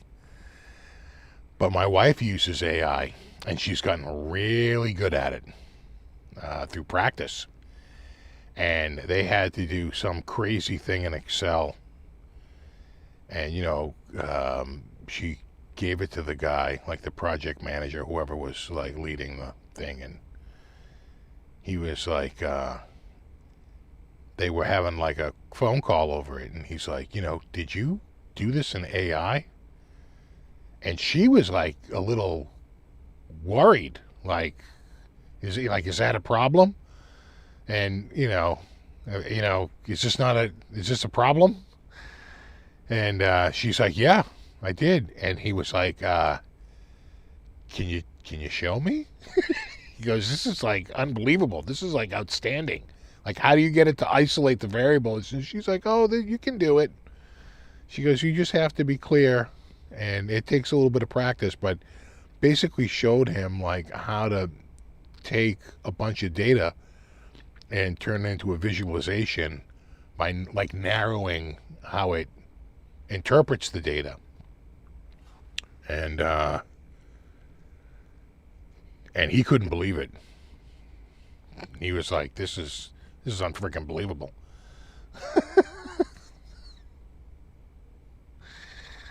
All right, so here's this is the same exact string. But instead it says a reggae rock song called Needs More Cowbell and features prominent cowbell percussion and bagpipes. Live again. Going ska. You want to hear bagpipes?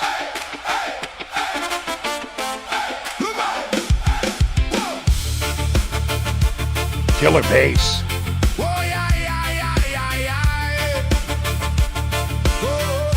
Not hearing bagpipes though. You came in smooth, too smooth for me. Like a clean white shirt at a muddy party. The crowd is moving, but I need that bite.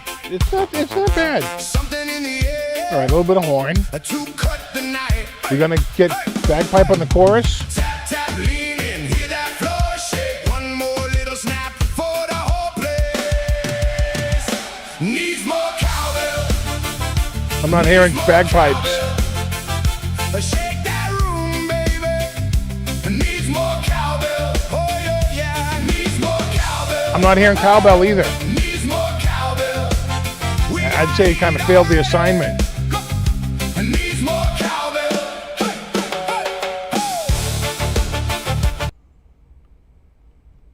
I'm trying to go in the middle here. Needs more. Shake that room and then let the pipes rise up. Make the whole night sway till the sun shows up. By my side. This is the. I was hoping maybe in the final chorus they would do it. Nothing. What's with the live? They love it though. This is one of their favorite songs.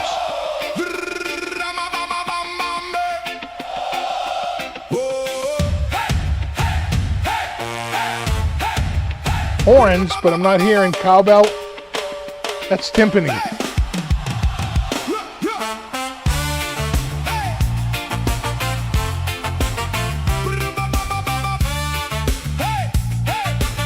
No bagpipes. Really no cowbell either. Not a bad song though.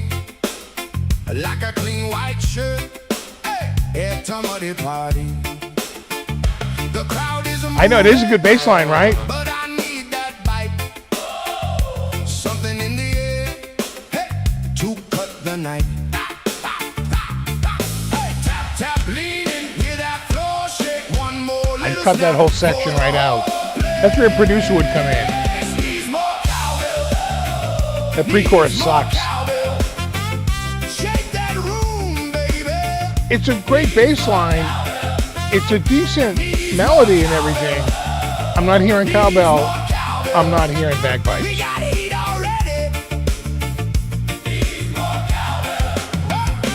Walk through the doorway, boots on the wood. I kind of like the tune though. Ready, but I need real good. Let the hope and smile. Not bad. Not bad.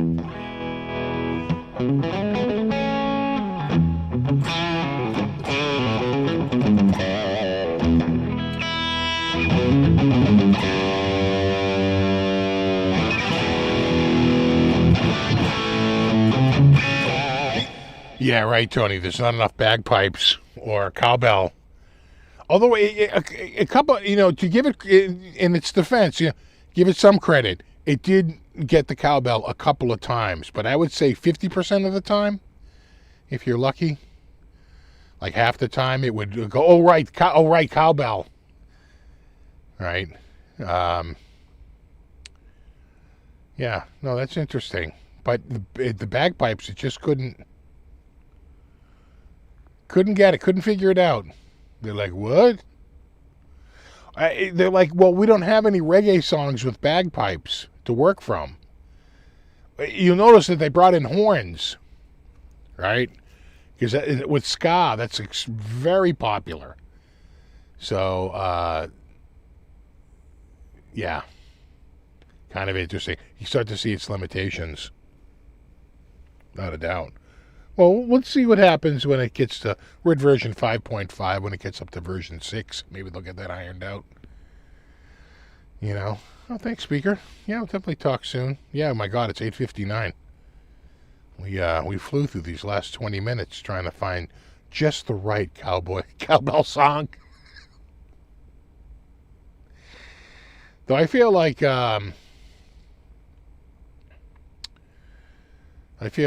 some people are very, very much against it, but I would just say that, it's here to stay. It's too productive. It's just way too productive. So, well, the Scots are in town here. My wife ran into some men in kilts down in the city when she was at work. She's like, the Scots are here. I guess they have a game in town, a match, if you will, soon. Yeah, the crowd loved it though, and as you could tell from the cheer when they heard the opening notes, it's a fan favorite. All right, guys, I'm out of here. Check out Monday's guitar. It will be glorious. Soon as I record it. And I will see you guys all in a week. I hope you have a wonderful week. And we'll do it all again in a week. And there you have it. And yeah, I haven't been on Suno in like a month. So a little fun to check it out. But there you go. All right. No, you rock. I'll see you guys in a week. Have a wonderful week. And I'll see you in a week. All right. I'm off. Later.